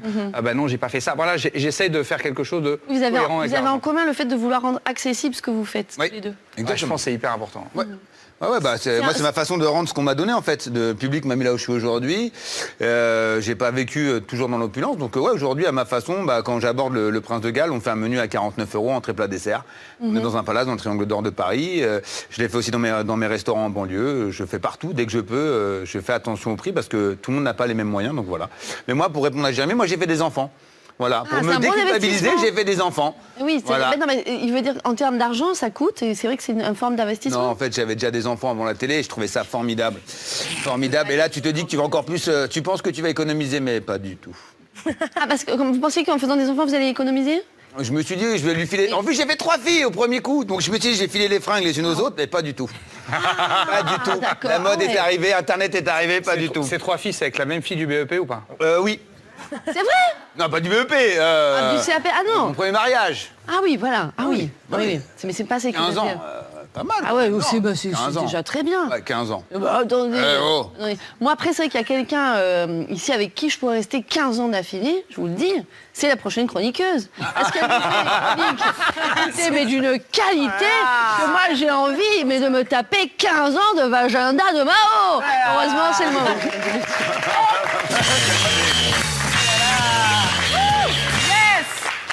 Alors. Bienvenue Norbert, bienvenue Jérémy dans mon vagenda, fin jeu de mots entre vagin et agenda. Ah oui, j'ai pas compris, la langue française, et oui. C'est vagenda. Du coup, moi qui connaissais pas le nom de la chronique, quand t'as dit je veux bien me taper 15 ans de vagin, j'ai eu un petit. J'ai dit, oh là, il y a une vraie liberté de ton dans cette émission. Oui, vraie liberté de ton, parce que vous avez échappé à une chronique iconique qui se serait appelée Poutre à lèvres pour les amoureux des belles charpentes et des cosmétiques. J'adore. Personne Oui, rigole poutre à lèvres. vous êtes minable. Bon. Alors. Première information de ce vagenda, qui est en fait l'agenda du sexe faible qu'on oublie fort, c'est le Rassemblement national qui propose une loi pour prendre en charge l'endométriose. Tu vois ce que c'est l'endométriose? C'est un plat d'huître? Allez, cet homme est l'allié des femmes. L'endométriose, c'est une maladie qui concerne les femmes, donc potentiellement la moitié de l'humanité. La moitié de l'humanité, c'est donc pas 10%, c'est donc pas un quart, c'est une personne sur deux. Une personne sur deux, on n'y a jamais pensé jusque-là. Alors que si vous faites attention dans ce public à côté de vous, peut-être que vous allez voir ce spécimen très rare qu'on appelle la femme. Ah non, il n'y en a pas. La femme, cet être si délicat qui gambade la crinière au vent dans la jungle urbaine, à la recherche du respect. Attention, un animal embusqué, un Gérard Depardieu. Piou, piou. Allez, ça dénonce. C'est du pinkwashing. Le pinkwashing que vous réussissez à traduire très bien en foufwashing. Et voilà, elle a vécu en Angleterre il y a 2 ans pendant 2 jours. Le foufwashing, parce qu'en réalité, les femmes représentent 52% de l'électorat de Marine Le Pen. En fait, ce que j'ai envie de critiquer, ce n'est pas la proposition de loi, c'est la personne qui est derrière. Et sachez que dans une chronique féministe, parler de Marine Le Pen, c'est hyper dur. Mais après, je me dis, ok, peut-être que grâce à elle, il y a une femme au second. Je peux pas, j'y arriverai pas. Je vais pas, voilà, c'est des gorges profondes, j'y arriverai pas. Et je l'ai fait pour que tu aimes mes chroniques un peu comme Marine Leonardi, parce que j'ai vu que t'étais que des blagues de cul, t'as rigolé. Et moi, comme je suis une femme, je me suis sentie en compétition. Allez, alors. En tout cas, Marine Le Pen, elle propose d'autres lois lors de sa niche parlementaire du 12 octobre, dont une contre l'écriture inclusive. Donc ouf, tu vois, un truc féministe, un truc pas féministe, on vient à l'équilibre. Et moi, je comprends très bien l'équilibre, parce que chaque matin, je prends du magnésium et des vitamines, le week-end, je prends de la MDMA. Finalement, ma mère n'est pas fière de moi. En tout cas, avec cette histoire, je nous vois un petit peu comme un enfant à qui on propose une sucette merveilleuse, fruitée et sucrée, mais la personne qui te donne la sucette, c'est un vieux monsieur dégueulasse devant une camionnette, rouillé avec un matelas tout pourri. Il faut savoir dire non. Voilà, apprendre en s'amusant, c'est le défi de ma chronique. Deuxième information dans ce vagenda. Pour la première fois, un crash test d'automobile a été fait avec un mannequin féminin. Quoi? Ah, waouh. Moi, je pensais que ça faisait longtemps que ça avait été fait. Peut-être que la prochaine fois, je vais dire un truc comme pour la première fois, des serviettes hygiéniques sont testées avec du vrai sang. Attendez une seconde, super méchante, ça fait hyper longtemps, ça fait 2 mois. Et ça change tout parce que le corps des femmes n'est pas pareil. Par exemple, notre cou est plus faible. Alors là, j'imagine Zemmour qui fait « Je le savais depuis le début que c'était nul !» Et du coup, ça change. Si on construit des sièges qui sont ergonomiques, ça change tout. On a moins d'incidents. Selon une étude de l'Université de Virginie de 2019, les femmes ont 73% de chances d'avoir plus de blessures si elles se prennent une collision frontale. Sachant qu'elles ont déjà 100% de chances de se prendre un plafond de verre sans airbag dû à une étude faite par l'université 2 mois. Nos mensurations n'ont jamais été prises en compte, alors que la première automobile, elle date de 1886. Tu te rends compte, Norbert? Ça fait 137 ans, pour vous donner un ordre d'idée, c'est la moitié de l'âge de Joe Biden. C'est énorme. Alors voilà, on mate nos culs, mais il faut pas oublier de sauver nos fesses. Troisième information, anecdotique, mais qui raconte beaucoup. Alors en fait, c'est une histoire qui est devenue virale sur TikTok. C'est une femme qui s'appelle Alison Rosen qui raconte que sa meilleure amie est morte. Le défunt mari, pour pallier son absence, décide d'embaucher plein de gens pour faire le travail qu'elle faisait gratuitement jusque-là. Donc là, il se rend compte que maintenant, il a besoin d'une cuisinière, d'un paysagiste, de babysitter, etc., etc. Et moi, je me suis dit, enfin, un homme sensible, un vrai, qui ose pleurer, meurtri par la mort de sa femme, qui le soir, dans le lit, essaye de lui parler et lui dit, chérie, c'était quoi le cycle déjà quand il y a des trucs en coton qui sont de la même couleur? Le travail non rémunéré, c'est un sujet très important qui est la base de la réflexion du revenu universel. Le revenu universel, c'est l'idée que l'on déconnecte le salaire d'un taf. Donc, on part du principe que se charger d'un foyer, c'est un travail en soi. Et quand on voit que Kim Kardashian a 12 babysitters, c'est donc un travail en soi. Et tout travail mérite salaire, sauf Pénélope Fillon. Pénélope Fillon, j'ai pas pardonné. Voilà, moi j'ai des trucs comme ça qui sont comme ça. Alors après, il ne faut pas généraliser. Il y a beaucoup de femmes qui s'occupent du foyer, mais pas toutes. Not all women. Moi, par exemple, quand je vais mourir, je pense pas que mon mari... Enfin, je suis trop rigolote. Je pense pas que mon futur mec devra embaucher plein de gens pour me remplacer. Quoique, il faudra quand même quelqu'un pour laisser toutes les lumières allumées quand je m'en vais. Le réveiller la nuit parce qu'il respire un petit peu fort. C'est tout. Je me suis jamais projetée dans une relation, donc c'est fini. En tout cas, j'ai tout prévu. Si je laisse quelqu'un veuf, j'ai un testament avec toutes mes blagues sur Darmanin, toutes mes dettes et aussi une carte au trésor trop mignonne que j'ai confectionnée pour qu'il puisse retrouver mon clitoris quand je suis plus là. Merci. Merci Mao de ce beau agenda. Et effectivement, je me permets de rentrer dans votre agenda, voilà, pour rappeler que si on associe, c'est du fait d'Octobre Rose et de montrer que Piquante s'associe à la campagne de sensibilisation de prévention contre le cancer du sein. Voilà. Maintenant, chers messieurs, puisque je vois que vous avez l'air bien, vous avez écouté les chroniques, vous avez rigolé, vous êtes au chaud, vous êtes bien et tout, et bien sachez que c'est fini ce moment-là, parce qu'arrive le moment du sale quart d'heure.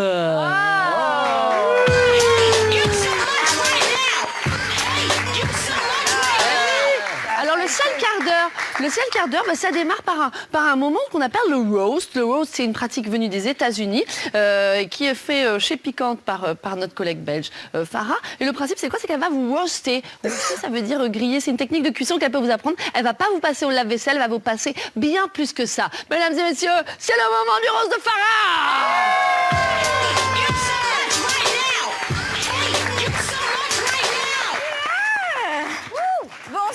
Bonsoir, et oui, comme chaque semaine, c'est le moment où on va souiller des gens sans leur consentement, c'est l'instant Harry Habitant. Mais pas de panique, ça va être soft, ne vous inquiétez pas, parce qu'on est sur un roast à la française, parce qu'on vous connaît, les Français, on a envie de prouver qu'on a de l'autodérision, qu'on est super cool, qu'on est trop sympa, mais pas trop quand même. Un petit peu comme votre devise finalement, liberté, égalité, fraternité, mais pas trop quand même, parce qu'on va quand même pas accueillir toute la misère du monde. Ben non, parce qu'on préfère leur vendre des armes. Alors, du coup, elle est belge.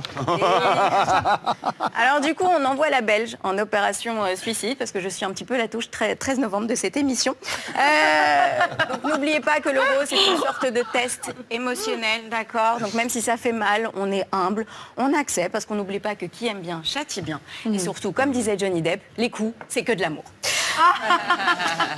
Alors Jérémy Ferrari, Norbert Tarrer, un duo d'apparence très testostéroné, alors que finalement vous êtes deux grands sensibles vous partagez le même goût pour le travail, l'adrénaline et l'authenticité, mais pas que, parce que vous avez aussi lutté tous les deux contre la même addiction à l'alcool, et ça s'applaudit. Moi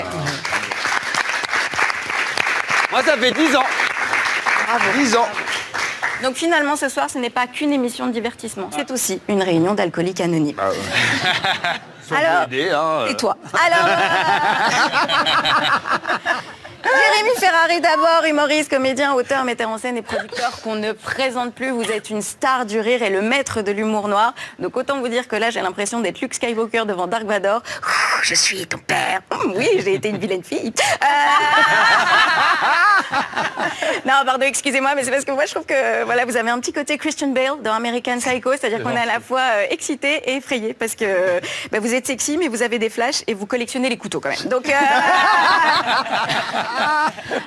alors cette part d'ombre, vous l'assumez complètement, et vous en parlez d'ailleurs dans votre spectacle Anesthésie Générale, mi-conférence, mi-happening de 3 heures, où vous dénoncez bien sûr les dérives du système de santé, les addictions et les troubles mentaux dont vous souffrez. Et ça ne fait aucun doute, parce que attendre des gens qui restent assis à vous écouter pendant 3 heures alors que vous-même vous souffrez d'un trouble de l'attention avec hyperactivité, ça sent le petit complexe d'Oedipe pas traité. Et alors je sais pas si vous saviez, mais apparemment ce besoin comme ça de monopoliser la parole et d'entrer quasi en transe en s'écoutant parler, ça porte un nom scientifique. Oui, ça s'appelle être un homme.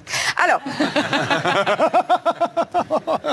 Jérémy, vous n'êtes pas qu'un humoriste extrêmement talentueux, vous êtes aussi, on l'a dit, un producteur brillant qui a du flair, parce que vous produisez des artistes comme Laura Lone, Arnaud de Samer, Le Capucine, et petit dernier dans l'écurie, Alexandre Kominek. Exact. Bien sûr, choix motivé, j'imagine, pour la finesse de son propos.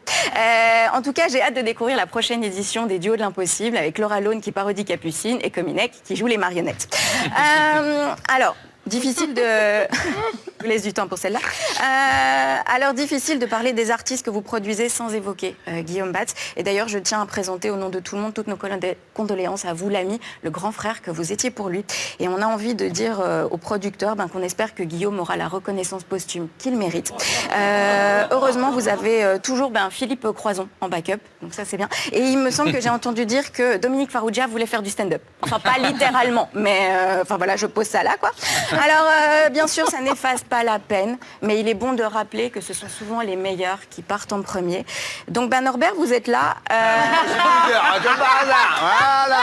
Merci. Moi, je fais les carottes râpées, je fais tartare.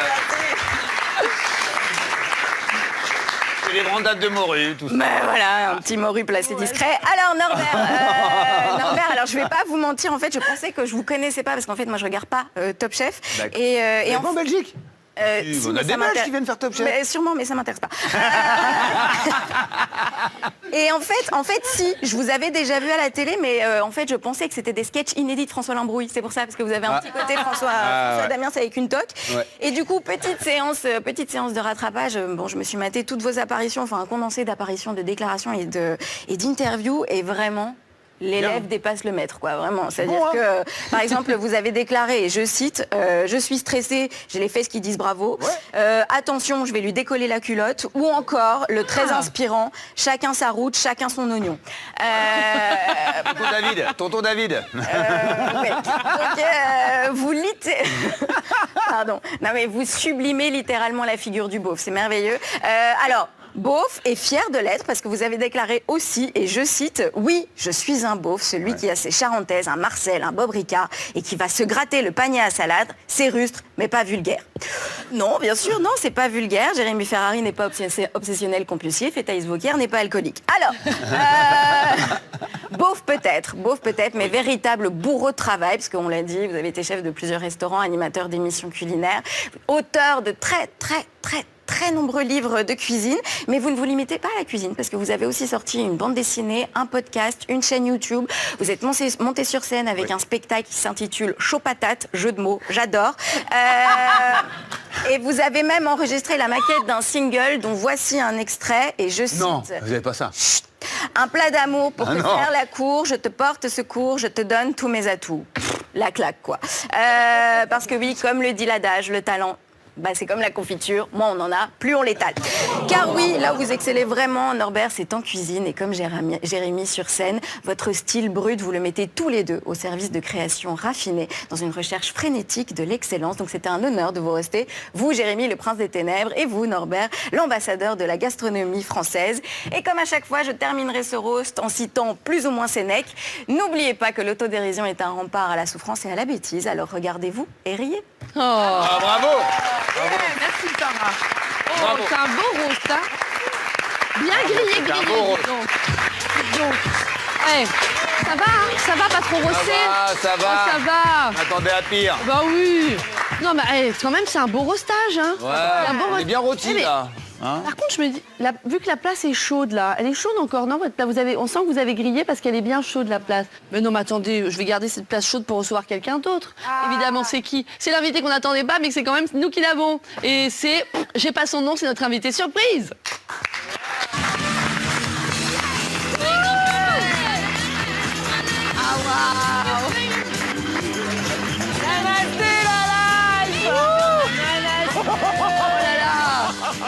Ah, t'as envie de me rouler une galoche. Ah, ça fait trop plaisir d'être là. Alors, plus je suis moche et plus Laura Domange est belle. Je suis la Benjamin Tramier de cette émission.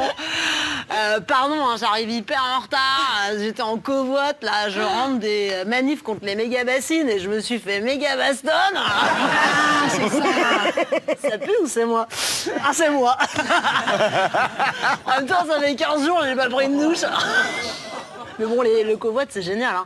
Oh, là, j'étais avec un mec chelou, Xavier, soi-disant qu'il a enterré toute sa famille sous une terrasse, le gars, quoi. D'accord.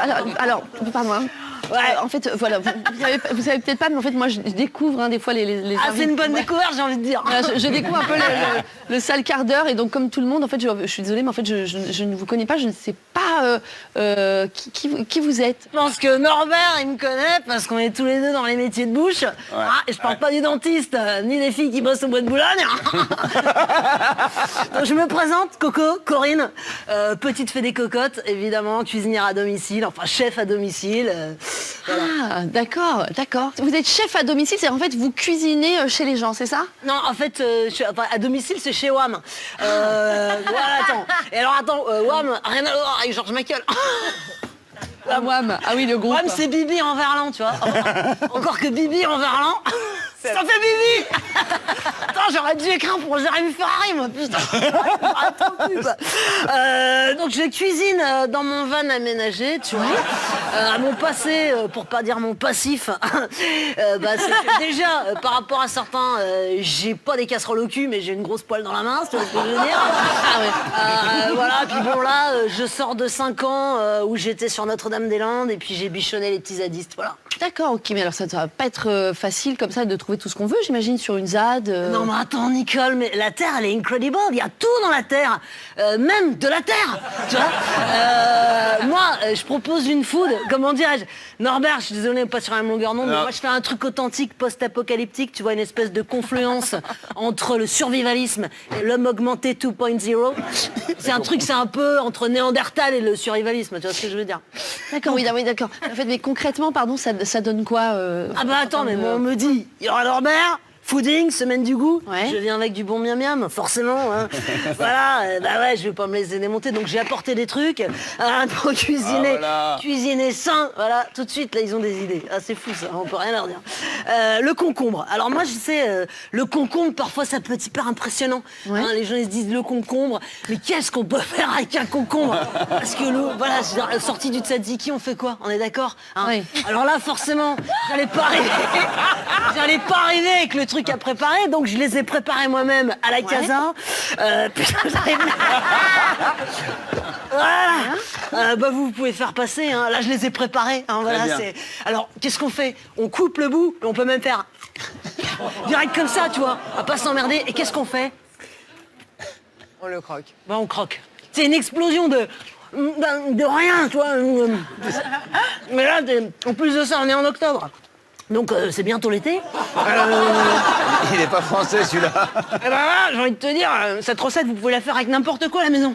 Avec des tomates, avec des radis, avec des chips. Bah ouais, c'est pas compliqué quoi. Pardon, mais en fait, vous mettez pas de sel, vous mettez pas d'huile. Enfin, c'est vraiment très simple. Non mais Nicole, je suis désolée Nicole. Non mais ah non mais attends, ça marche. Y a rien. Y a rien. Vous venez dans quel monde? Parce que moi, je cuisine pas pour la bourgeoisie et les actionnaires du 4 quarts Rance. Moi,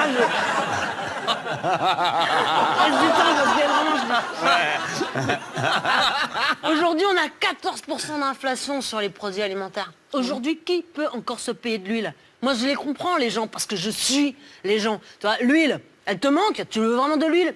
Tu prends un couteau, tu racles le front, tu prends le sébum, et c'est bam, dans la poêle. Voilà, rien ne se perd, rien ne se crée, mais tout se sécrète. Hein. Bon appétit si vous êtes à table. Ce que je veux dire, Nicole, c'est que je peux pas être agressive. C'est que le syndrome du frigo vide, on sait ce que c'est, mais le frigo, quand tu l'ouvres, on est d'accord, il est jamais vide. Hein. Alors, il y a des fois où il y a toujours une petite croûte de frometon, un demi citron sec, la viande qui a un peu coulé, le persil qui est collé sur le fond avec le On a le même frigo, hein. Qu'est-ce qu'on fait? Eh ben, tu débranches, tu sors la petite raclette, tu racles le tout, tu mets dans un entonnoir. Et ça te fait un petit bouillon, je te dis. Non mais c'est... C'est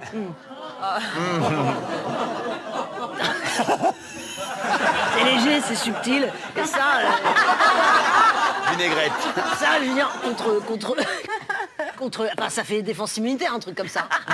Adios vaccination, adios coronavirus.